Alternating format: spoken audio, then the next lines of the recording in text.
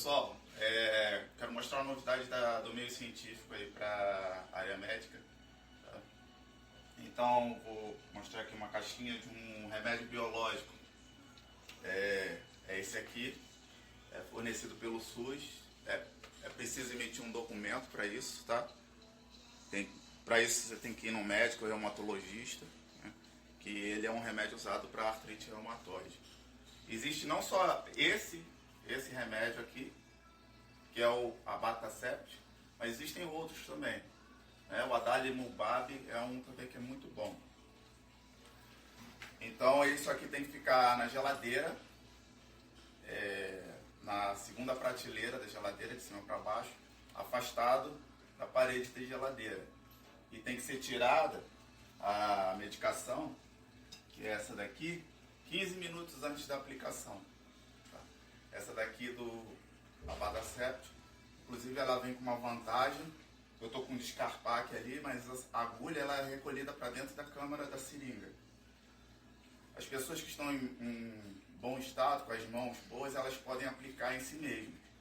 A aplicação disso aqui é subcutânea, no abdômen ou nas pernas. E aqui a gente tem a minha mãe, que se ofereceu como voluntária.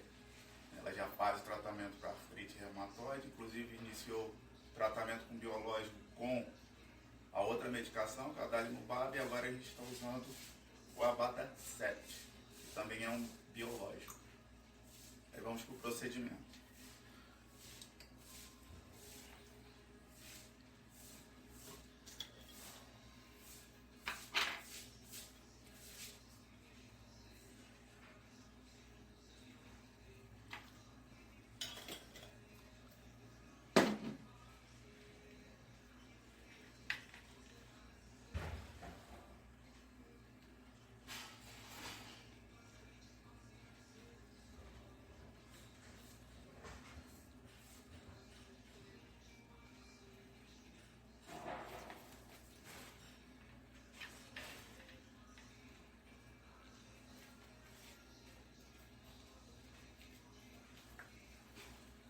Bem? Vai ser o esquerdo ou direito? Você deu lá de cá. No direito, vou dar no esquerdo agora.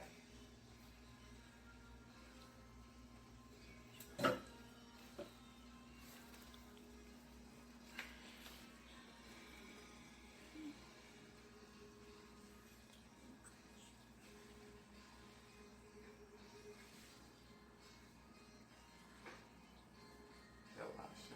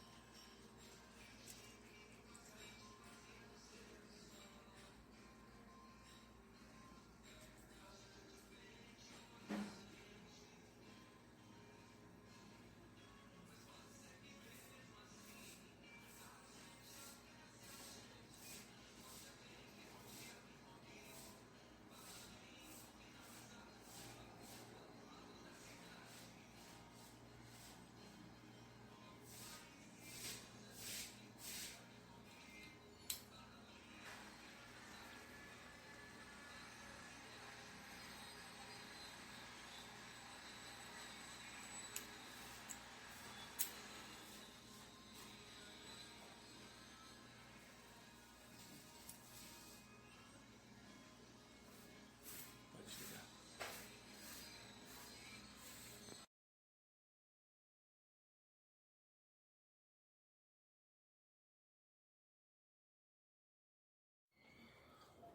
Bom, pessoal, vamos falar sobre várias coisas no contexto da saúde. Inclusive, vamos falar um pouco sobre legislação do SUS. Vamos falar sobre o sistema imunológico, sobre as novas tecnologias para tratar artrite reumatoide. o tema central da aula de hoje é a artrite reumatoide, que é uma doença de causa desconhecida ainda, né? Vocês que irão ter leitura de artigos científicos, quando fala etiologia desconhecida, traduzindo para o popular, causa desconhecida. Nos meus vídeos aqui, videoaula na internet, eu vou buscar sempre que possível traduzir essa linguagem rebuscada do meio científico para a linguagem popular. A artrite reumatoide, diferente da artrite inflamatória, infecciosa, ela tem causas desconhecidas. Porém, existem várias formas de tratar a artrite reumatoide, né? Várias terapias viáveis. Ela não tem cura, mas isso não quer dizer que o doente não possa vir a ter uma boa qualidade de vida. Então a gente vai aí colocar em questão agora políticas públicas de saúde. Por quê? Se você acompanhou o início desse vídeo, você viu lá eu mostrando uma caixinha com medicação injetável e um selo do SUS. Aquilo ali sai a zero custo para o usuário, tá? É o SUS, o Sistema Único de Saúde, que muitas vezes muitas pessoas criticam. Ele tem essa função também, já que a gente está estudando a Lei 8.080 nesse momento, naquela série lá, Legislação do SUS. E através da Lei 12.401 do ano de 2012, o Congresso Nacional fez com que o Sistema Público de Saúde, o SUS, através do Ministério da Saúde, né, e da Comissão Nacional de Incorporação de Tecnologias, a CONITEC, exige o registro prévio do produto na Anvisa, Agência Nacional de Vigilância Sanitária. Então, todos esses órgãos institucionais, eles têm a sua função com relação à medicação. A gente está vivendo um tempo aí meio obscuro com relação à ciência, né? Muita gente apregoando aí a autoemoterapia, ou o chazinho de alho, ou a homeopatia, para poder derrubar a alopatia, que são os remédios da indústria farmacêutica. Homeopatia também tem indústria farmacêutica produzindo homeopatas. E tem uma corrente muito forte aí contra a ciência, gente dizendo que a Terra é plana, gente questionando um monte de coisas sem querer estudar. E a gente está... Uma motivação que me deu para produzir esse vídeo aqui também é lutar contra a desinformação, contra as fake news. Está muito em pauta isso. Para quem está estudando, é uma cortina de fumaça que tira de vocês a trajetória bonita que vocês estão seguindo. Então estou colocando as leis aí, né? Porque inclusive a fake news está sendo debatida se a desinformação vai ser criminalizada ou não. A Polícia Federal, o Ministério Público, tem um monte de agentes aí trabalhando nisso, né? Tem uma luta muito grande.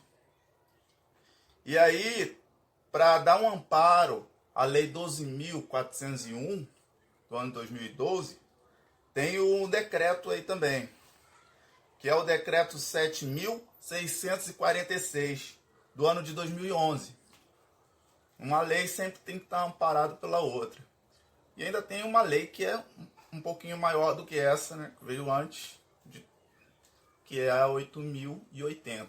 Também tem a 8.142, que a gente até agora não tocou nesse ponto ainda. Aí os órgãos públicos envolvidos são o CONATEC, a Anvisa, o Ministério da Saúde. E o CONATEC, ele funciona da seguinte forma: existem dois fóruns. Existe o fórum do plenário e o da secretaria executiva. O do plenário eles instituíram o RENAME, que é a Relação Nacional de Medicamentos Essenciais. Então, o adalimumab, um dos remédios biológicos, e o atual, no caso específico da minha mãe, que é o abatacept, eles são remédios biológicos, estão enquadrados no RENAME, que são a Relação Nacional da Medicação Essencial. Se é medicação essencial, tem que ser disponibilizado de forma gratuita para aqueles que necessitam dessa medicação.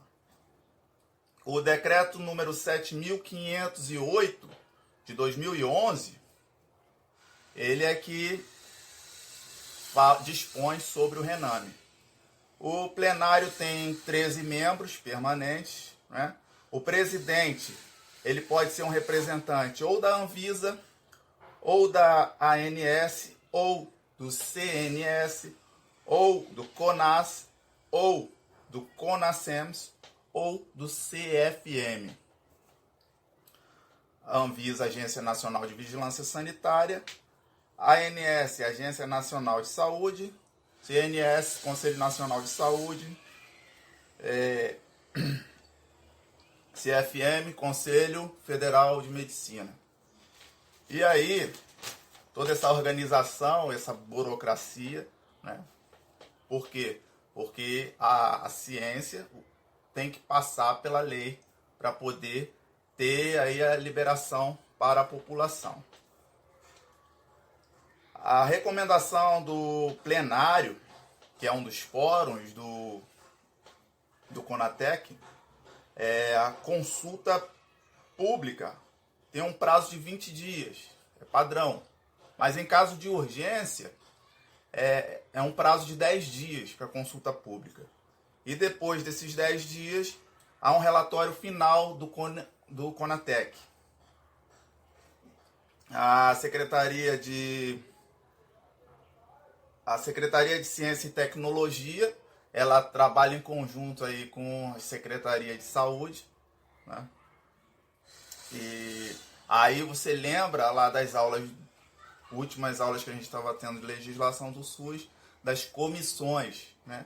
O CONITEC é uma dessas comissões. Um prazo de 180 dias para oferta à população. E aí, a gente começa já a falar da parte biológica, que é a parte que nós gostamos, né? Nós biólogos, nós da área da saúde, o estudante que se amarra em biologia, química, ele curte mais isso do que lei, acredito eu que sim. Eu, pelo menos, lei eu acho um negócio meio chatinho, inclusive porque nem sempre existe na prática. Mas essa foi para a prática, vocês viram no início do vídeo eu praticando essa lei, né? Injetando lá a medicação na barriguinha da mamãe. Vamos para a parte biológica. A doença, eu já falei, acho que eu já falei, foi nesse vídeo aqui, ela é uma doença de causa desconhecida. Porém, existem várias terapias para uma boa qualidade de vida das pessoas afetadas por artrite reumatoide. Então, ela se apresenta como uma inflamação crônica de uma doença autoimune, que é a artrite, né? E ela deforma e destrói as articulações por meio de erosões nas cartilagens e até mesmo no osso. E é mais frequente nos pés e nas mãos. Porém, ocorre também em outras partes do corpo. Aproximadamente 50% dos doentes ficam impossibilitados de trabalhar 10 anos a partir do início dos primeiros sintomas da doença. A doença,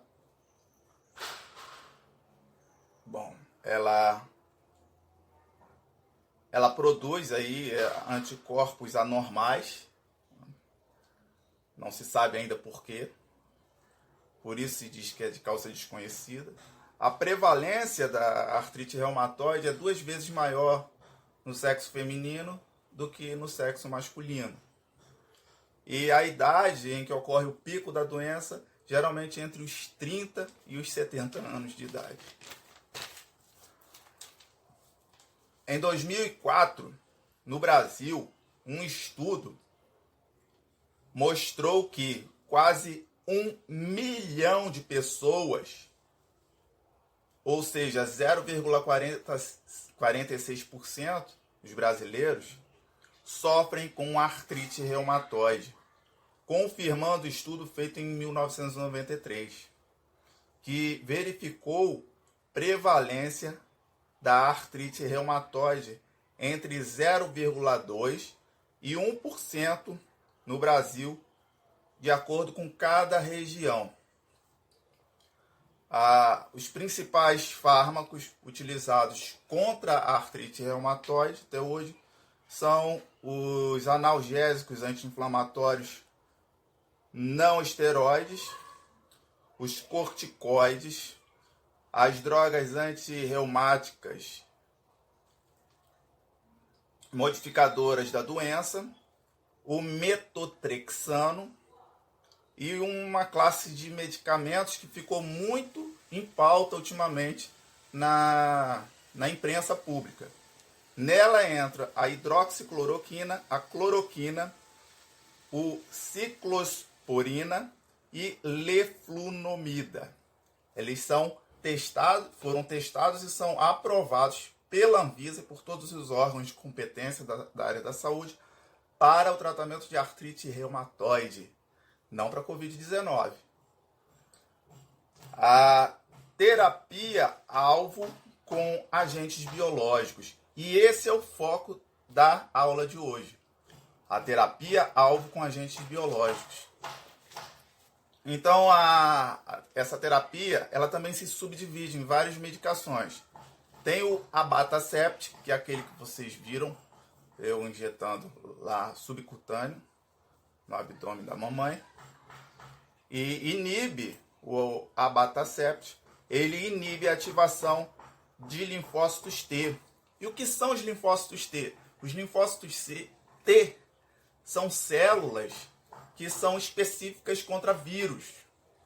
Como há uma doença autoimune, e não se sabe muito bem porquê, mas as células de defesa estão sendo liberadas, mesmo que não haja ameaça biológica, como vírus, então essa imunidade ela precisa ser baixada, porque ela vai ficar tão alta, tão agressiva no organismo que vai causar inflamação.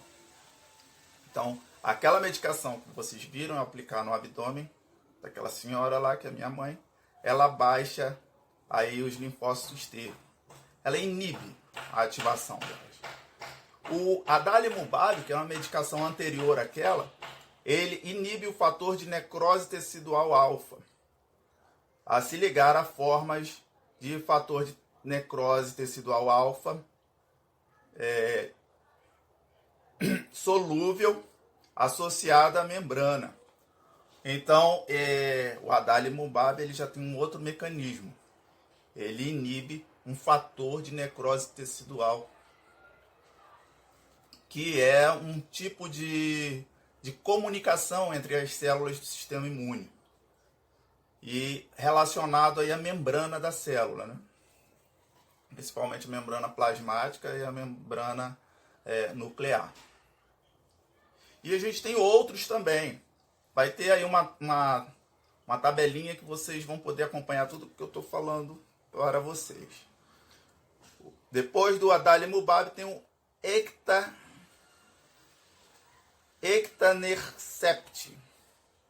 O ectanercept, ele se liga à forma solúvel do fator de necrose tecidual alfa e ao fator de necrose tecidual alfa ligado à superfície da célula. Esse aqui já não é a membrana, é a superfície da célula, né? É um pouquinho diferente. A membrana envolve, inclusive, a membrana nuclear. O golimumab é de transmembrana de fator de tecidual alfa, ou seja, ele atravessa a membrana e também ele tem a ver com a comunicação entre as células, que é o fator de necrose tecidual alfa. A infliximab, ele também da mesma forma, ele é um transmembrana que inibe o fator de necrose tecidual alfa. O tocilizumab, ele inibe a sinalização intermediada por interleucina 6. As interleucinas 6 também são enzimas pelas quais as células de defesa se comunicam umas com as outras. Por exemplo, o linfócito, ele se comunica com o monócito, que é uma célula que engloba as partículas. Então, ele libera interleucinas. E esse sinal químico das interleucinas, ele serve como se fosse aí um chamado de rádio que os soldados usam no combate. Inibindo, cortando essa comunicação leucocitária, você baixa a imunidade dessa pessoa. E por que é preciso baixar a imunidade de uma pessoa com artrite reumatoide? Porque ela não tem nenhuma doença infecto-contagiosa. É óbvio que antes de tomar essas medidas, essas decisões, é preciso ter relatórios de vários exames de sangue e de urina e exames de imagem também. Ninguém vai tomar essas decisões sem antes saber o que está fazendo. Ter uma análise do organismo todo, do sistema imune todo dessa pessoa. Então, espero ter sido esclarecedora a aula e rica em conteúdo, né? Eu gostei muito de ter estudado sobre isso. Às vezes, nem na faculdade a gente tem oportunidade de abordar um tema tão complexo, tão rico em informações, em conteúdo. E se alguém gostou, dá um joinha aí, façam seus comentários, tá? Pessoal que achou legal aquilo ali, ó, fui eu mesmo que pintei, desenhei, tá? Tem uma outra onça pintada aqui, um pouco mais discreta, que também fui eu. Além de biologia, além de gostar muito de ciências, eu também gosto muito de artes. E o meu quarto tá todo verdinho desse jeito aqui, né? Isso aí foi uma sugestão da minha mãe, da minha amada, da Sandra, né? Minha companheira. Mas as artes são coisa minha mesmo, tá? Um forte abraço, sucesso!